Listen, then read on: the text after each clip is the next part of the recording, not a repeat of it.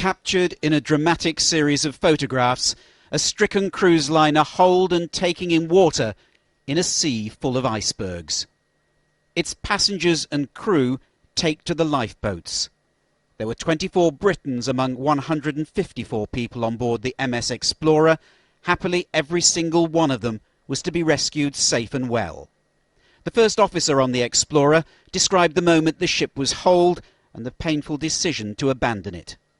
We were passing through ice as usual, do that every day, and this time something was hit the hole and we got a little leakage downstairs, so we decided to put the passengers and crew in the lifeboats, because if we get too close to the ice, then we can't lower the lifeboats.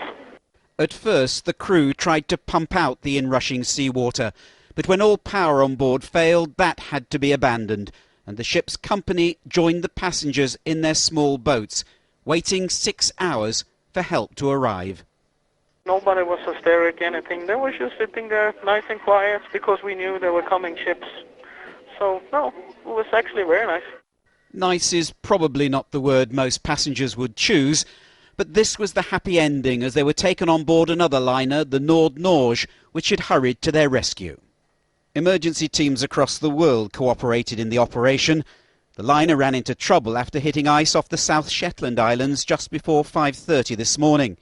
The 100 passengers and most of the 54 crew were evacuated onto life rafts. Some stayed to help with the rescue. The Coast Guard in Falmouth was alerted. It holds the ship's search and rescue plans. It then coordinated rescue teams from Argentina and Norfolk, Virginia.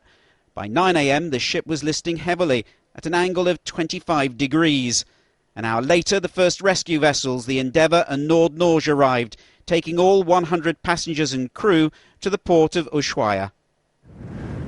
This video, taken on a previous voyage, shows the seas the Explorer was built to withstand. It has been taking adventurous tourists to the spectacular but potentially dangerous waters of Antarctica for 40 years now. The company that operates the tours says there's never been an incident like this before.